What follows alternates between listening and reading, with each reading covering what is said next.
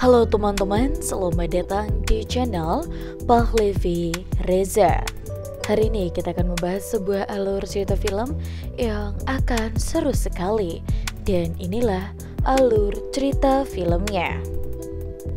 Film ini menceritakan tentang kisah jalannya proses pengadilan seorang wanita bernama Yuna yang didakwa sebagai dalang dari kematian suaminya yang mengenaskan. Di satu sisi ada seorang pengacara bernama Jungmin yang membantu melepaskan tuduhan yang dilimpahkan oleh aparat kepada Yuna. Namun di tengah jalannya pengadilan, Jungmin menemukan fakta yang mengejutkan. Lalu bagaimana cerita selanjutnya? Dan inilah alur cerita filmnya. Film ini diawali dengan Jungmin yang menemui Yuna di lapas. Di situ Jungmin melihat berkas kasus Yuna. Jungmin melihat banyak luka memar di wajah Yuna dan dirinya berspekulasi bahwa Yuna dipukuli oleh suaminya. Kemudian Jungmin mengatakan kepada Yuna untuk menceritakan secara detail tentang kasusnya. Namun Yuna mengatakan tak ada yang ingin dikatakan lagi. Mendengar itu, Jungmin mengatakan lagi bahwa Jungmin akan membantu Yuna semaksimal mungkin. Tapi Yuna harus bercerita secara detail kepada Jungmin.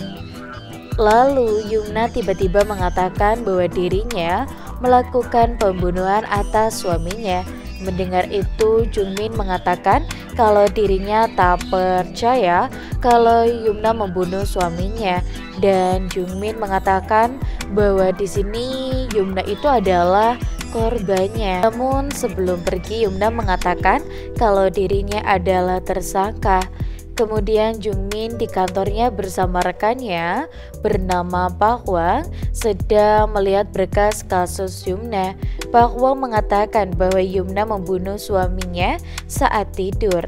Tetapi di situ Jungmin menjelaskan bahwa sebelum suami Yuna tidur, suami Yuna meminum Propofol semacam obat tidur terlebih dahulu. Dan setelah itu Yuna meletakkan sejenis lem ke mulutnya dan di hidung suaminya. Kemudian Pak Hwang menambahkan lagi bahwa suami Yuna adalah orang kaya yang mempunyai asuransi dan warisan untuk anaknya. Dan cerita berlanjut lagi kepada Jungmin yang mengatakan kepada Pak Hwang bahwa awalnya Yuna menyangkalnya, namun setelah polisi menemukan buku harian Yuna baru mengakui bahwa Yuna membunuh suaminya. Dan di buku harian tersebut Yuna menuliskan hal-hal seperti banyak dosis yang bisa mematikan. Kemudian tiba-tiba Jungmin mendapatkan Alkitab dari seseorang yang bertuliskan dari Havana. Dan keesokan harinya Jungmin mendatangi Yuna dan mengatakan apakah Yuna kenal dengan seseorang bernama Havana. Lalu Yuna mengatakan dirinya tak mengenalinya. Kemudian Jungmin menyuruh Yuna membuka Alkitab yang ada tandanya.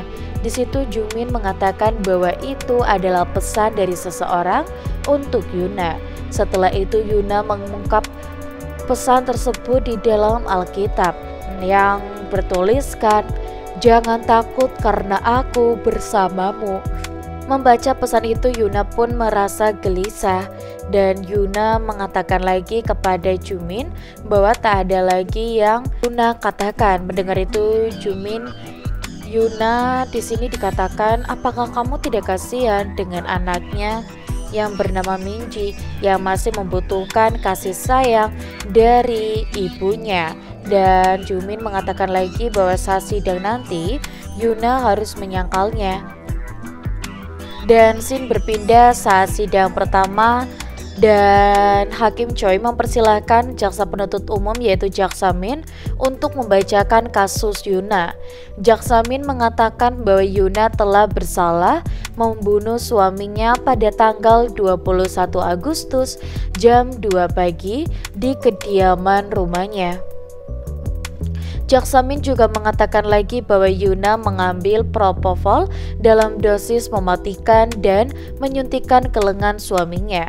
Setelah itu, saat suaminya tak sadar, Yuna menuangkan lem ke hidung dan mulut suaminya yang menyebabkan kematian. Dan setelah itu, Hakim Choi mempersilahkan Jumin untuk menanggapi pernyataan dari jaksa. Di situ Jumin mengatakan bahwa Yuna tak membunuh suaminya, dan Jumin juga mengatakan bahwa Yuna adalah korban dari penganiayaan suaminya. Kemudian Hakim Choi menanyakan kebenarannya dan dia mengatakan bahwa dirinya tak membunuh suaminya. Dan cerita kembali ke persidangan lagi. Di sini Jumin mengatakan bahwa dirinya menolak laporan dari polisi dan pernyataan yang dibuat oleh adik ipar Yuna yaitu Jiyoung, dan menyetujui hasil laporan otopsi. Dan dalam hal bukti, Jumin mengakui bahwa buku harian yang disita polisi adalah milik Yuna. Nah, di sini Jumin juga mengatakan lagi bahwa dalam hal pemeriksaan, Yuna selalu ditekan saat interogasi, dan Jumin juga menambahkan ingin mendatangkan petugas kepolisian ke persidangan berikutnya yang menangani kasus Yuna, yaitu Detektif Kim. Setelah persidangan berakhir, Yuna meminta Jumin anaknya dan mengatakan bahwa Yuna baik-baik saja, dan kemudian Jumin mendatangi rumah orang tua Yuna. Di situ Jumin mengatakan bahwa dirinya adalah teman ibunya, dan Jumin mengatakan lagi bahwa ibunya akan segera pulang. Namun di situ Minji hanya diam dan hanya fokus melukis. Dan scene berpindah saat Jumin menemui tentang jurnalisnya, yaitu soal berpendapat bahwa mungkin Yuna membunuh suaminya karena ingin mendapatkan warisan anaknya. Dan di situ Jumin membantahnya. Jumin mengatakan bahwa ada hal yang disembunyikan Yuna terhadapnya. Kemudian dia mengatakan bahwa dirinya pernah melihat video tentang Yuna dan soal memperlihatkan video tersebut. Setelah itu sidang kedua pun telah dimulai dan terlihat Detektif Kim menjadi saksi kasus Yuna. Dan Detektif Kim mengatakan bahwa dirinya menyita buku harian Yuna sebagai bukti. Mendengar itu, Jumin mengatakan bahwa Detektif Kim tak mempunyai surat penggeledahan dari pengadilan, tetapi masih mengambil buku harian Yuna. Kemudian Detektif Kim mengatakan bahwa Jumin tak tahu cara kerja di lapangan. Namun di sini Jumin langsung memberitahukan reka adegan saat Yuna membunuh suaminya. Terlihat Yuna tertekan dipaksa oleh Detektif Kim melakukan reka adegan tersebut. Setelah itu Yuna dipanggil duduk sebagai saksi. Kemudian Jumin menanyakan saat hari pembunuhan suami Yuna, Yuna sempat keluar malam-malam, dan Jumin mengatakan bahwa Yuna dari mana. Lalu Yuna mengatakan dirinya hanya mencari udara segar saja. Kemudian Yuna mengatakan lagi bahwa dirinya tak tahan hidup bersama suaminya lagi. Dan lalu Jumin mengatakan ada kejadian apa saat suami Yuna sebelum minum obat tidur. Dan Yuna mengatakan dirinya dianiaya oleh suaminya. Lalu Yuna mengalami pelecehan seksual serta dipaksa meminum obat tidur. Dan setelah bangun, Yuna melihat suaminya sudah tak bernyawa. Kemudian Jumin berspekulasi bahwa ada penyusup yang datang ke rumah Yuna saat malam pembunuhan. Mendengar itu, Jaksa Min pun mengatakan di laporan polisi tak ada tanda-tanda penyusup masuk, dan Jaksamin mengatakan kepada Yumna dan bahwa waktu itu Yumna bangun terlebih dahulu. Dan apakah mungkin Yumna menambahkan dosis propofol kepada suaminya lagi? Lalu Yumna pun membantahnya. Keesokan harinya, adik iparnya yaitu Jiyong datang menjenguk Yumna. Di situ Jiyong meminta Yuna untuk mengakui perbuatannya. Lalu Jiyong juga meminta hak asuh Minji dari Yuna. Mendengar itu, Yuna pun beranjak dari duduknya dan saat ingin pergi, Jiyong mengatakan bahwa dirinya sudah mengajukan petisi hak asuh Minji agar jatuh kepadanya. Dan Jiyong mengatakan lagi bahwa Minji tak boleh dirawat oleh seorang pembunuh. Kemudian Yuna berteriak bahwa dirinya bukanlah pembunuh.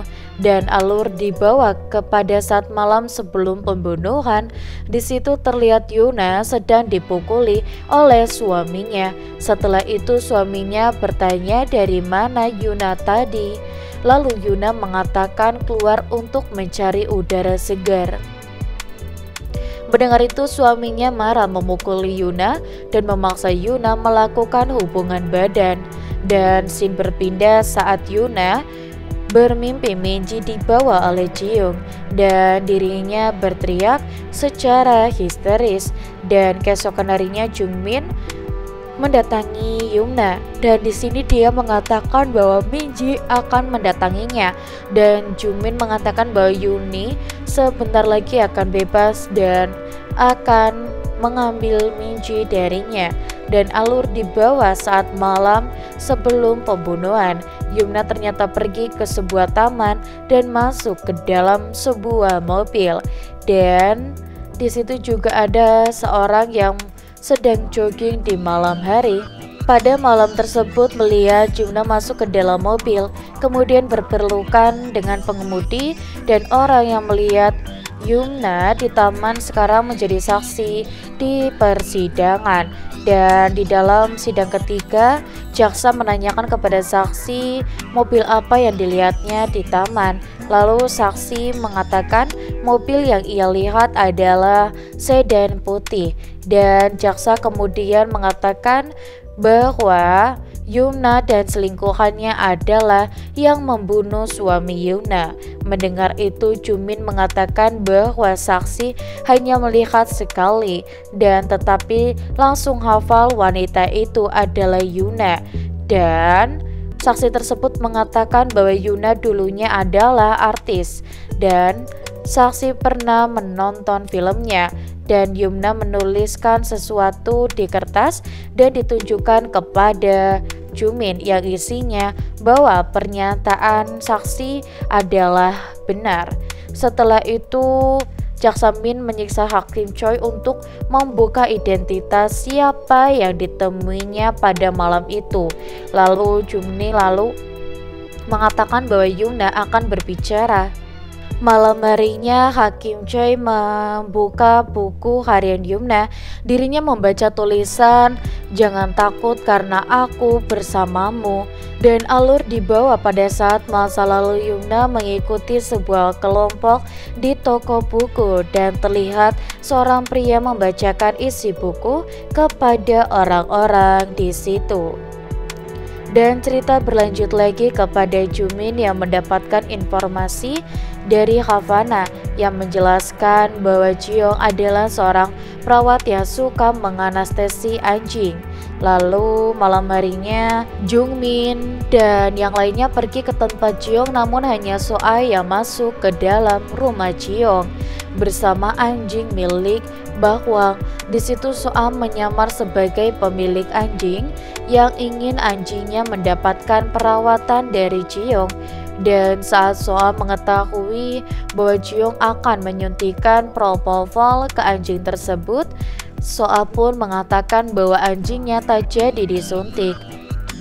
Keesokan harinya Jiyong menjadi saksi di sidang perkara Yuna. Jiyong mengatakan bahwa rumah tangga kakaknya dan Yuna kurang harmonis dan selalu bertengkar.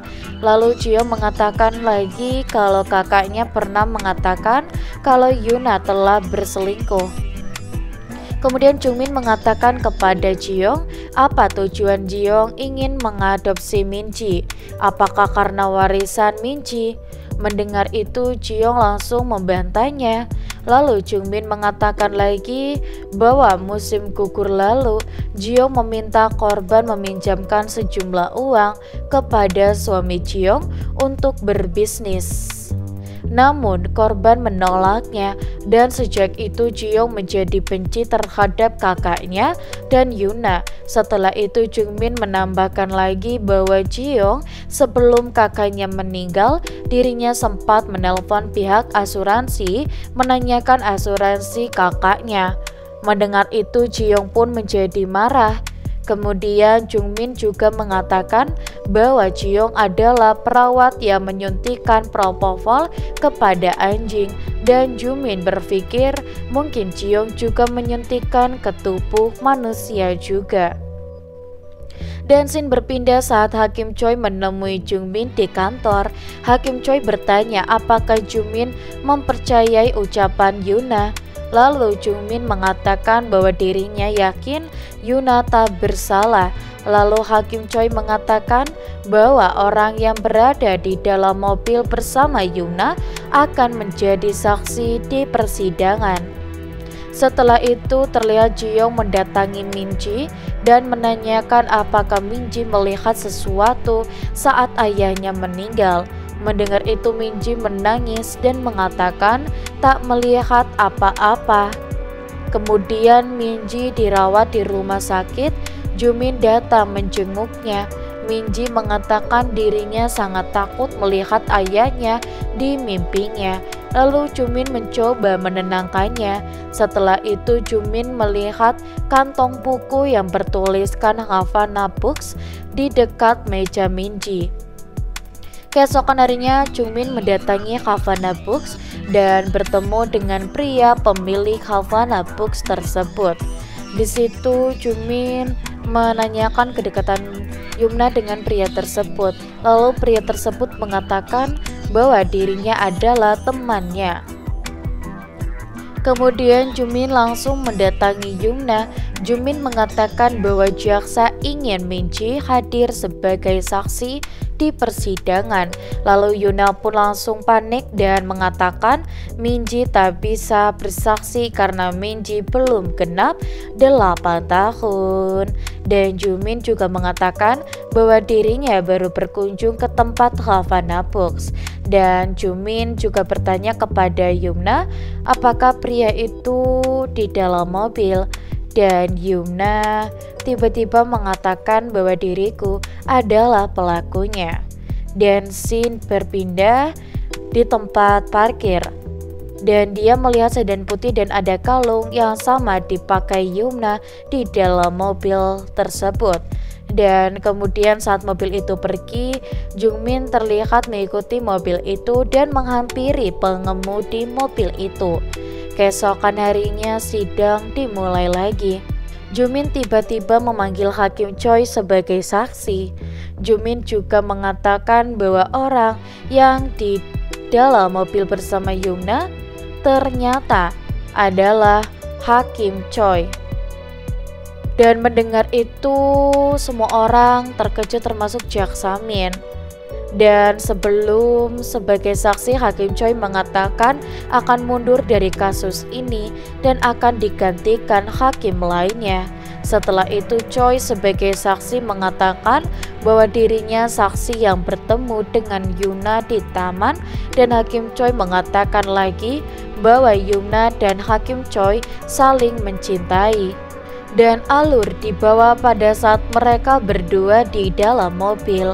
Choi mengatakan untuk Yuna membawa Minji ke rumahnya, namun Yuna tak mau karena takut pada suaminya.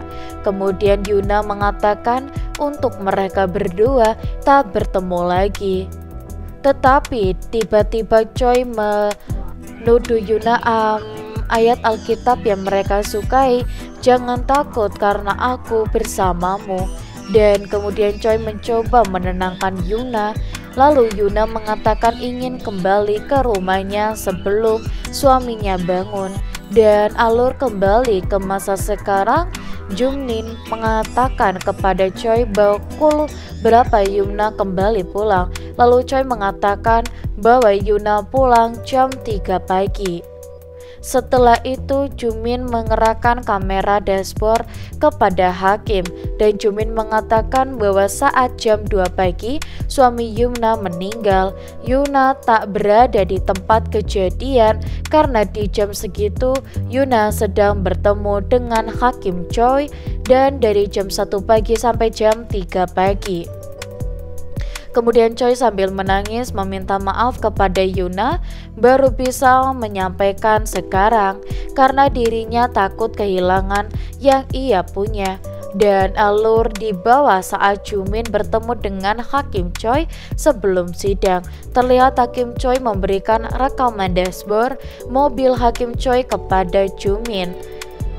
Dengan scene berbeda saat Yuna berbebas dari penjara dijemput oleh ibunya dan Minji. Lalu Minji mengatakan bahwa dirinya mendapati janjinya kepada ibunya karena tak bercerita kepada siapapun.